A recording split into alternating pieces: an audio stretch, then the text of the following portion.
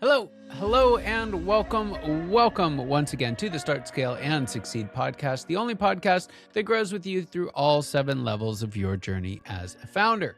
I'm your host, Scott Ritzheimer, and today we are talking about the hardest level there is. And we're actually going to talk about the worst escape route that founders reach for. If you're just joining us, we are about halfway through a series. We are also halfway through the journey that we all go along as founders.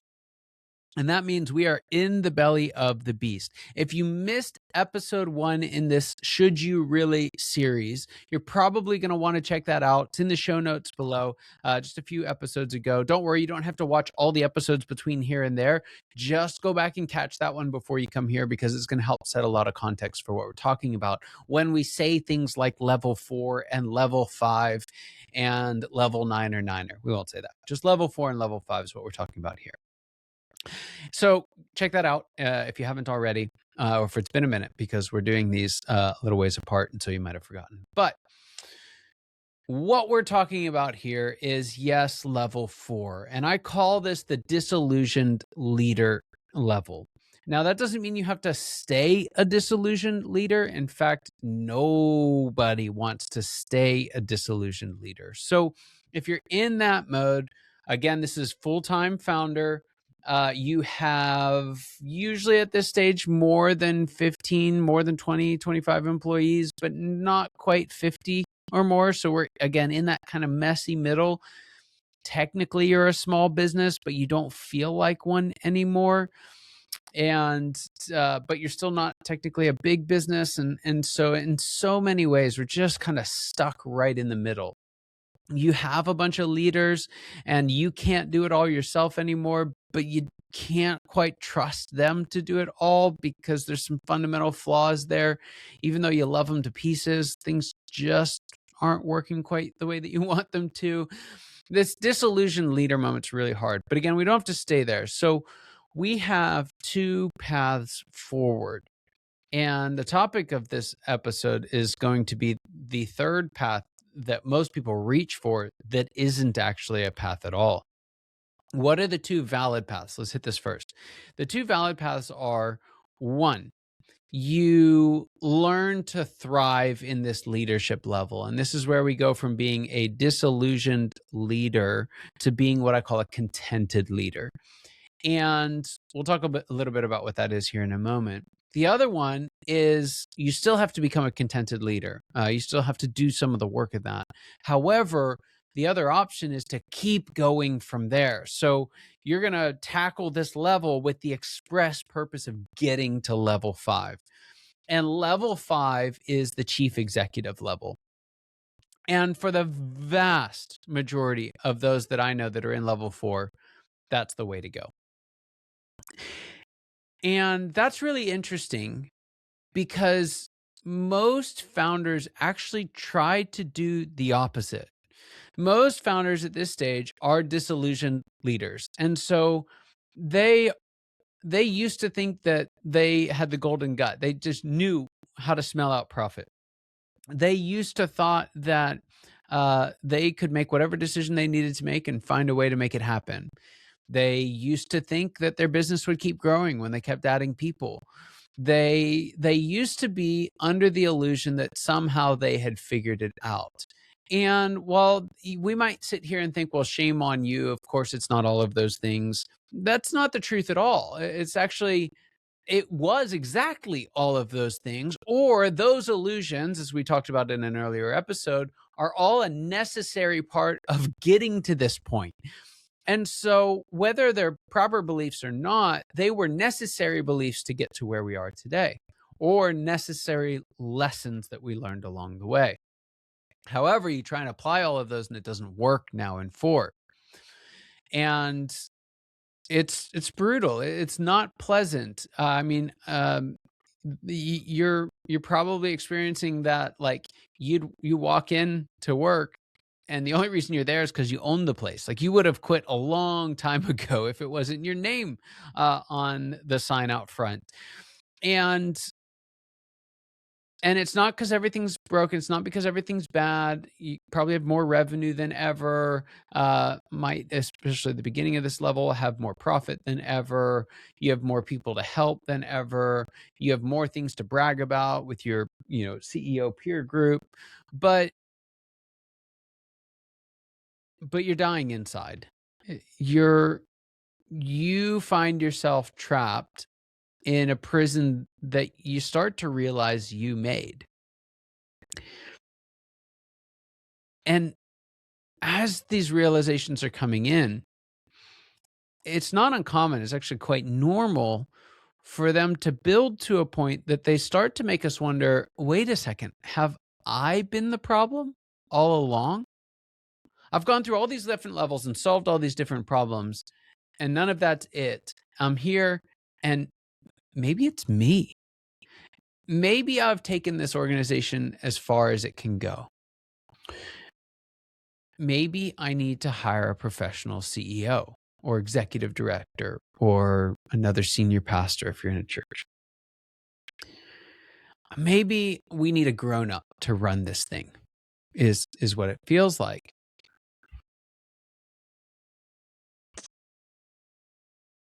And in some sense you do. There's a piece of that intuition that's true. The problem is the chances of it working with anybody but you are almost none. And there's lots of reasons for that.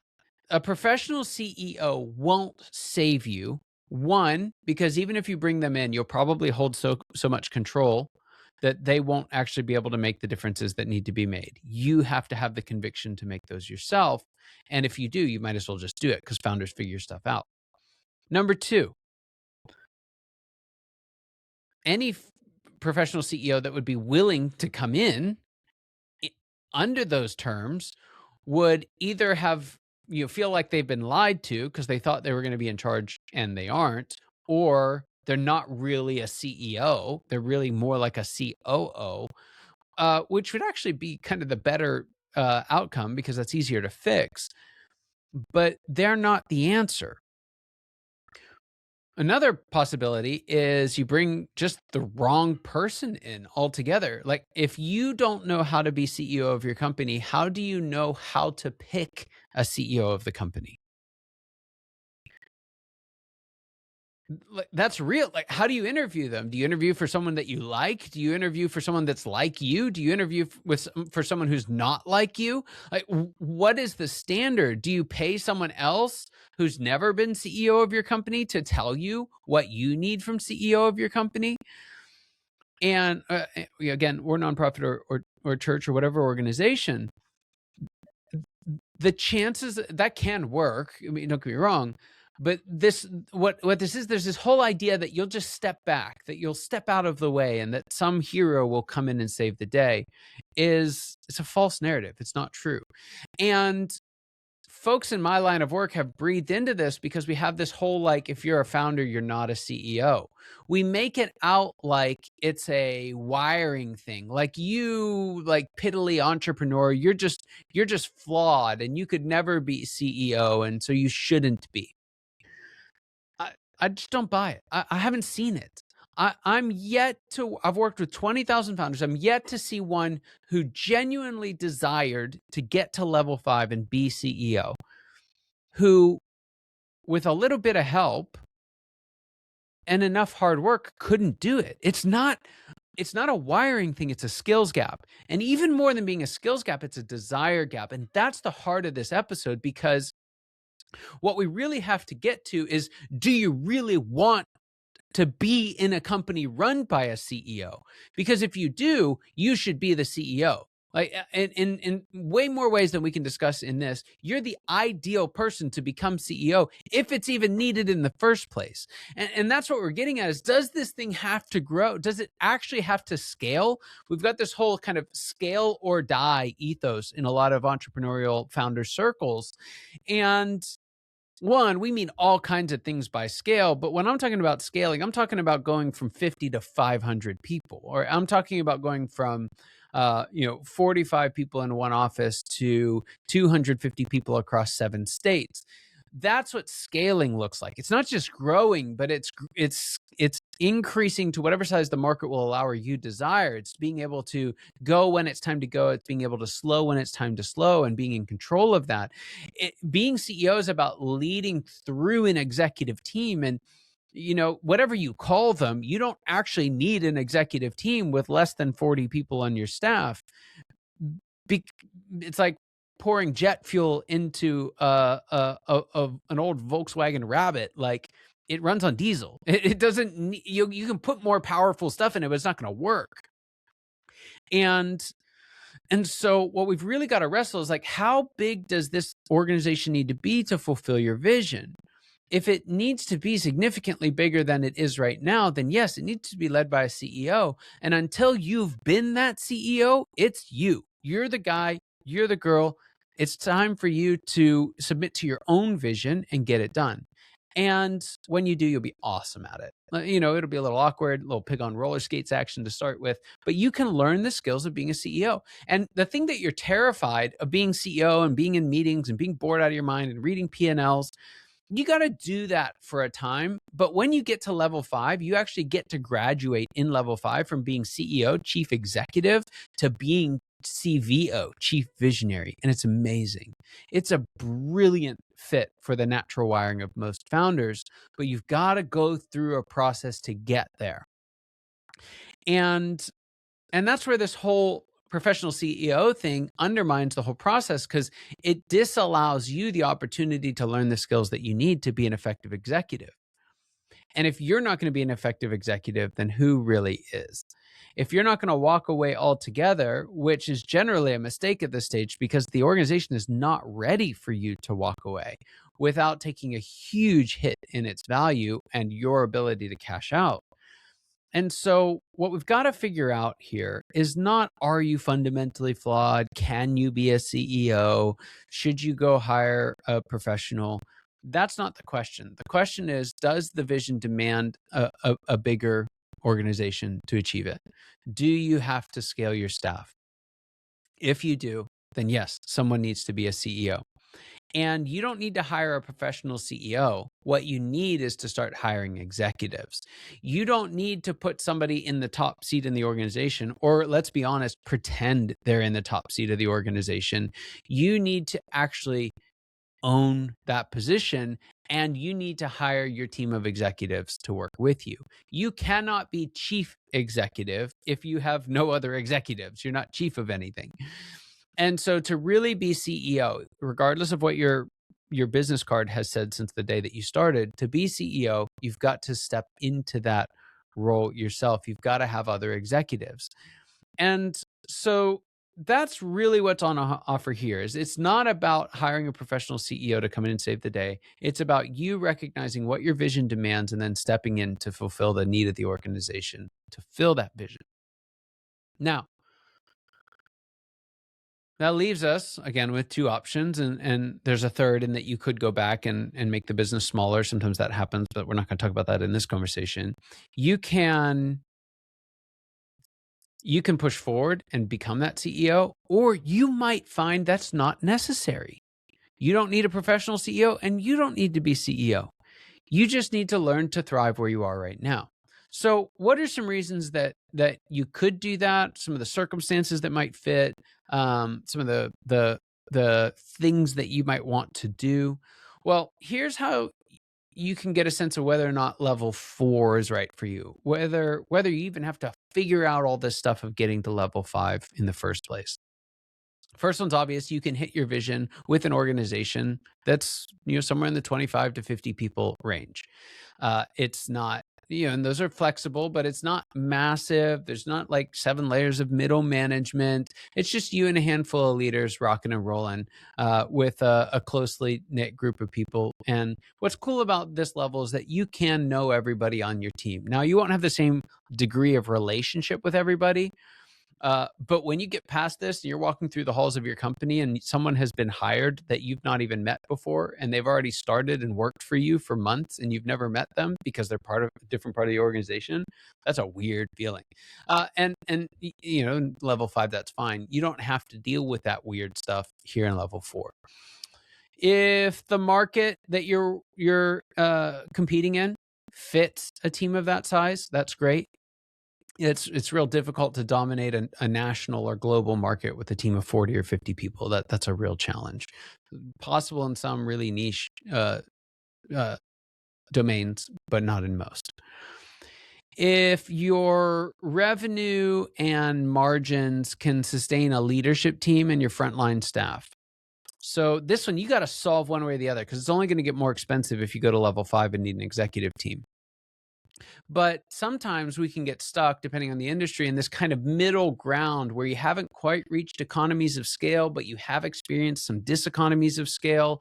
You're just kind of in between. It's pretty efficient to run a small group in level 3 where you're driving it and you're out there doing it. It's pretty efficient to run an enterprise in level 5, but there's this middle spot that just doesn't work in the industry.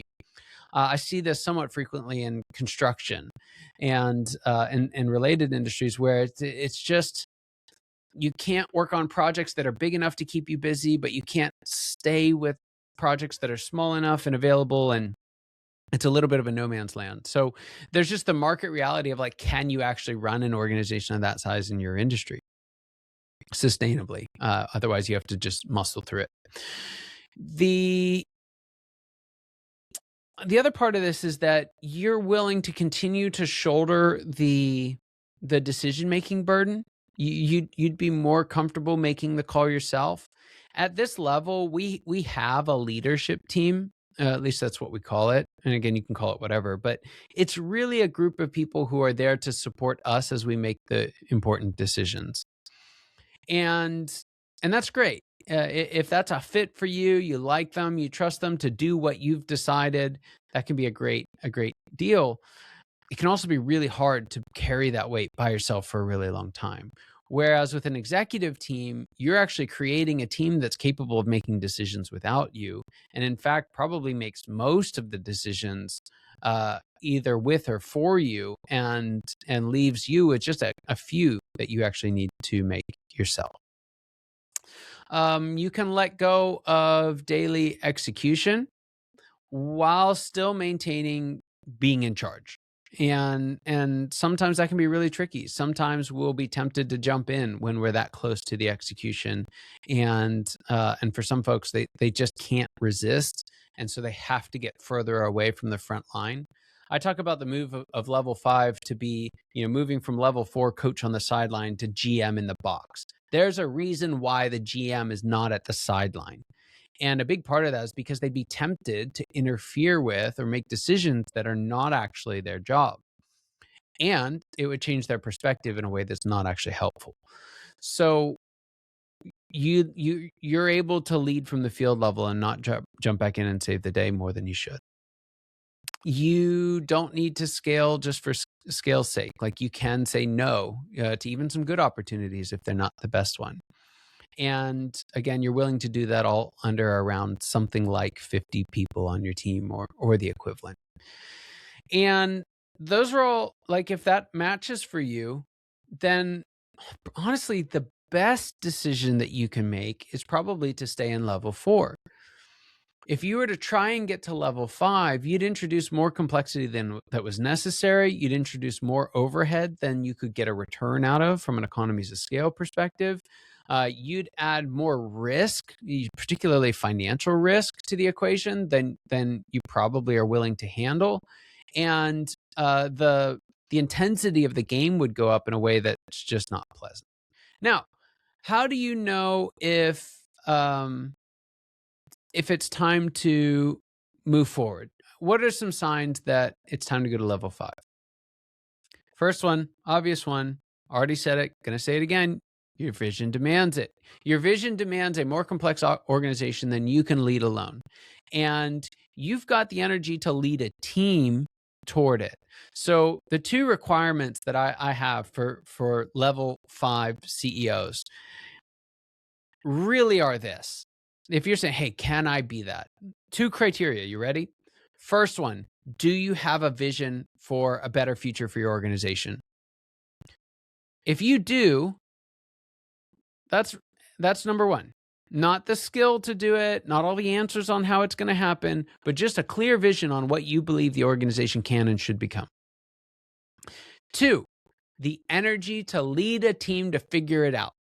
Not the energy to do it, not the energy to throw the team on your back and carry them all across the line, not even the energy to coach from the sideline, but the energy to lead an executive team toward it. If you have those 2 things, you are the ideal CEO for your organization. You just are. And so if you have those 2 things and your vision demands that better vision demands that you scale beyond the current operation, level 5 is probably going to be great for you. To get there, it's going to cost you. You're going to have to throw out the founder card. You're going to have to throw out the owner card, because in level 4, we kind of walk around and everyone knows we're in charge and everyone does what we say, for better or worse. When you have an executive team, they're actually paid to tell you no. Now, they're paid for more than that and they need to accomplish more than that. But one of the biggest things that an executive team brings to the table that's different from a leadership team is that they make these big decisions with you. And the only time that would be relevant is if they're capable of disagreeing with you. Because if they would always agree with you, then there's no point in having them with you. They're just redundant. And so if you're okay with building an executive team that tells you no, and you trust them to do that wisely, you might be suited for level 5. Now, what else we have here? We have we've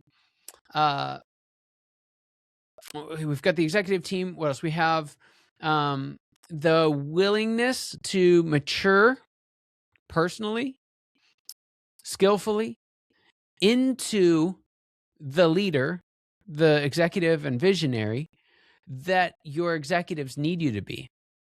Great executives need a great leader.